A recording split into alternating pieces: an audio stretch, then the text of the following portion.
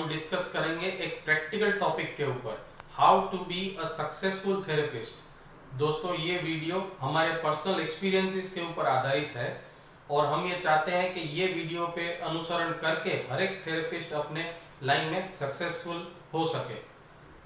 सबसे पहला जो रिक्वायरमेंट है to be a successful therapist is to create opportunities.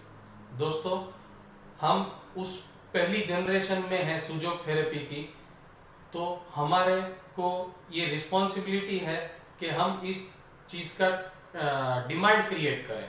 इसके लिए हमें अपने हेट्रो को बढ़ाना पड़ता है। इस हेट्रो को कैसे बढ़ाएंगे?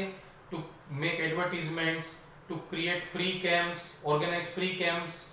फिर हम लोगों को ये अपने सोशल मीडिया में इसका प्रचार प्रसार करें ताकि अपॉर्चुनिटीज क्रिएट होती है हमारे लिए। ये अपॉर्चुनिटीज जितनी ज्यादा हम क्रिएट करेंगे उतना ही इनफ्लो हमारे तक आने के चांसेस ज्यादा होते हैं। तो दोस्तों, ये था फर्स्ट टॉपिक जो ध्यान रखना है, to create opportunities. Now what is the second topic?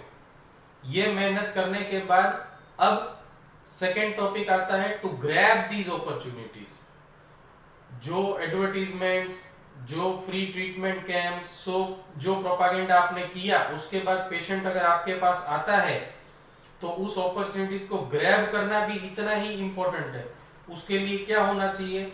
जब भी पेशेंट आपको अप्रोच करता है या फुटफॉल होता है, उस टाइम पे एक प्रोफेशनल आउटलुक आपका होना जरूरी है। प्रोफेशनल आउटलुक में सबसे पहली चीज क्या जरूरी है? उस टाइम पे आपका ट्रीटमेंट जोन बंद नहीं मिलना चाहिए। आप ऐसा नहीं होना चाहिए कि पेशेंट आपके पास आए और आप कोई सोशल ओकेजन में बिजी है।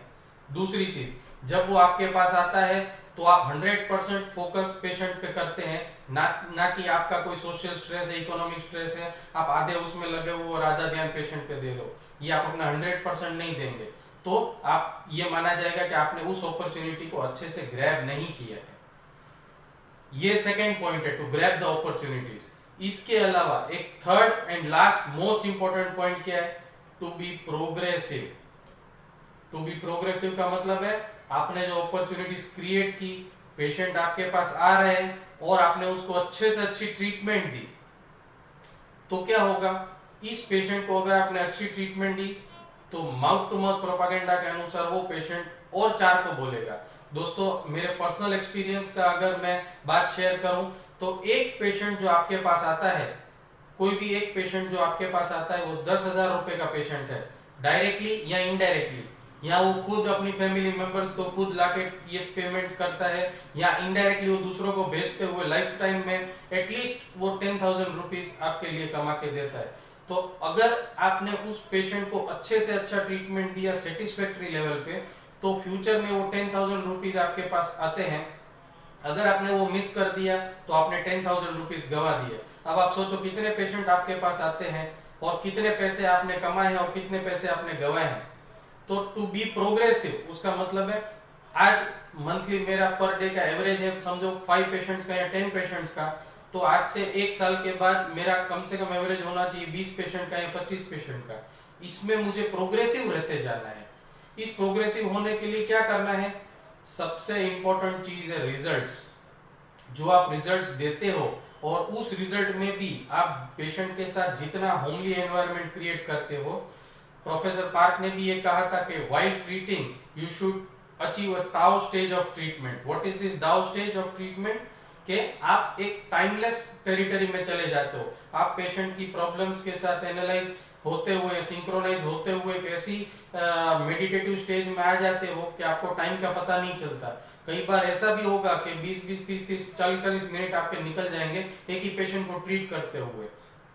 ऐसी स्टेज अगर आ गई, दैट मींस कि आप वो मेडिटेटिव स्टेज में आ गए और फिर आप कोई भी थेरेपी कर रहे हो, चाहे आप कॉरेस्पोंडेंस दे रहे हो, चाहे मेरिडियन सुजोग की दे रहे हो, चाहे 6 की, चाहे ट्राई ओरिजिन, चाहे मेडिटेशन वाली कोई भी पद्धति आप यूज कर रहे हो, लेकिन अगर आप उस स्टेज में हो तो वो थेरेपी मैक्सिमम काम करेगी और आप उस पेशेंट को अच्छे से अच्छा रिजल्ट दे पाएंगे।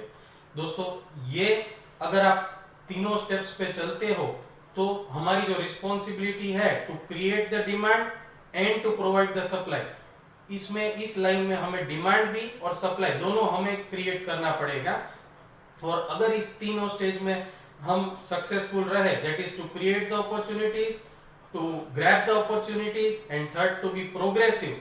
अगर ऐसे हम करते रहे तो अपॉर्चुनिटीज हम क्रिएट करते जाएंगे, उस अपॉर्चुनिटीज में पेशेंट आते जाएंगे, वो पेशेंट आने के बाद वो मैक्सिमम लेवल तक एक्सपांड होते जाएंगे। तो कोई चांस नहीं है कि आपका थेरेपी सेंटर आपको एक फेलियर के फॉर्म में सामने आए। तो दोस्तों ये वीडियो बनाने का यही इम्पोर्टेंट एस्पेक्ट है कि हमारे आईएसए से रिलेटेड कोई भी थेरेपिस्ट ऐसा नहीं होना चाहिए जो इस ट्रीटमेंट लाइन में फेलियर बनता है, और अल्टीमेटली हम आईएसए को भी एक सक्सेसफुल पाथ पे लेके जा सकते हैं।